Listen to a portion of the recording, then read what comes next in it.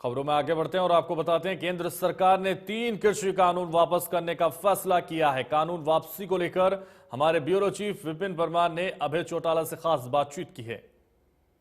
कृषि कानूनों के विरोध में सबसे पहले झंडा बुलंद करने वाली पार्टी, देश का इकलौता विधायक जिसने इन कानूनों की खिलाफत करते हुए किसानों के समर्थन में विधानसभा से इस्तीफा दिया। हमारे साथ इस समय मौजूद हैं अभय सिंह चौटाला साहब, जो कि दूसरी बार उपचुनाव में विजेता होकर ऐलनाबाद से जो है जीत कर आए हैं, और साथ ही साथ इस पूरे आंदोलन में आपकी एक भूमिका देखने को मिली, आपके दल की भूमिका देखने को मिली। आप किसानों के बीच में लगातार जाते रहे हो। देश के पहले आप विधायक थे जिन्होंने कृषि कानूनों के विरोध में विधानसभा से इस्तीफा दे दिया था।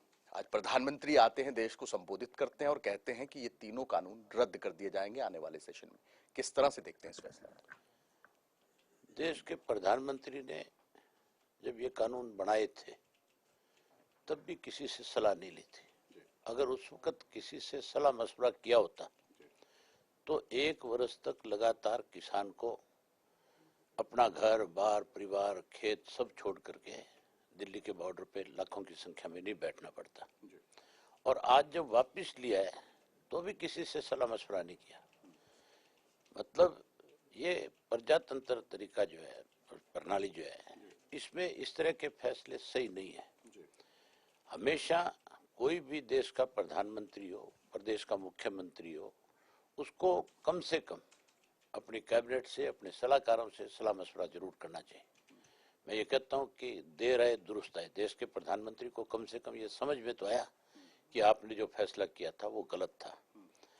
आज किसान जो है, किसान के पास कभी इतनी फुर्सत नहीं थी कि किसान अपना घर बार खेत परिवार छोड़ करके सड़कों पे जा करके बैठे, बॉर्डर पे जा करके बैठे। सर्दी गर्मी किस तरह से उन्होंने अपना 1 साल वहां पे बिताया। कानूनों को रद्द करने की बात कर दी है, लेकिन एमएसपी को लेकर जो है स्टैंडिंग कमेटी के पास भेजने की बात जो है इस संबोधन में देखने को मिली है। सिलेक्शन कमेटी क्या किस तरह से देखते हैं? एमएसपी को लेकर ही किसान जो है काफी देर इस आंदोलन को 1 साल से ज्यादा का समय हो गया, लामबंद दिखाई दिया। एमएसपी को लेकर अभी भी जिस तरह से कहा है कि कमेटी के पास भेजा जाएगा। मैंने प्रधानमंत्री की स्पीच सुनी है, उन्होंने ये कहा है कि एमएसपी के लिए मैं कमेटी बनाऊंगा। कमेटी बनाने की जरूरत नहीं।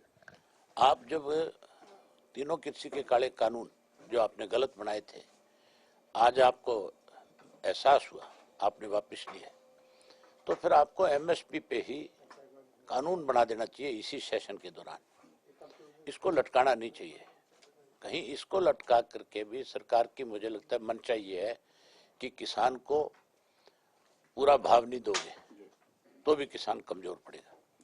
इसलिए जरूरी है कि जिस ढंग से महंगाई बढ़ रही है, महंगाई को ध्यान में रख करके किसान की फसल के मूल्य भी हर साल निर्धारित होने चाहिए। ऐसा कानून बनना चाहिए जिसकी वजह से किसान को उसकी फसल का पूरा भाव मिले। उसके साथ साथ अगर किसान के सही मायने में अब इनको समझ आई है कि किसान के बिना ये देश नहीं चल सकता, तो फिर उस किसान को और ठीक मजबूत किया जाए। उसके लिए एक आपदा को लेकर के भी एक्ट बनना चाहिए, कानून बनना चाहिए। इस देश में आपदा के नाम पे पैसा तो है, हर स्टेट गवर्नमेंट ने, सेंट्रल गवर्नमेंट ने अलग अलग फंड्स रखे हैं, लेकिन कोई ऐसा कानून नहीं बना रखा कि किस वक्त कितना पैसा किसको दिया जाए। अपनी मर्जी से सरकार किसको कितना मुआवजा दी तय करती है। लेकिन इसके लिए भी कानून बनना चाहिए कि अगर किसान की फसल बारिश से, ओलावृष्टि से, सूखे से अगर खराब होती है तो पर एकड़ जो उसकी यील्ड जो है, जितनी उसकी 1 साल की 1 एकड़ की कमाई है या 6 महीने की फसल की जो कमाई है, उस रेशो पे पूरे देश से जानकारी लेकर के एक निर्धारित करना चाहिए कि अगर नुकसान किसान का होता है तो उसका भरपाई जो है आपदा प्रबंधन की तरफ से उसके लिए एक्ट बना करके करनी चाहिए, ताकि किसान अपने पैरों पे खड़ा रह सके। चौधरी अभय सिंह चौटाला है जिन्होंने देश के इकलौते विधायक जिन्होंने इस्तीफा दिया था, और आज सीधे तौर पर इनका ये कहना है कि आज असल तौर पर आजादी किसानों को मिली है और आज बेहद बड़ा दिन है जिसको सेलिब्रेट किसान करते आएंगे। लेकिन आगे क्या धरना जारी रहेगा, ये फैसला संयुक्त किसान मोर्चा को करना है। कैमरा पर्सन शशांक के साथ विपिन परमार, इंडिया न्यूज, चंडीगढ़। तो फिलहाल इस बुलेटिन में बस इतना ही। दीजिए मुझे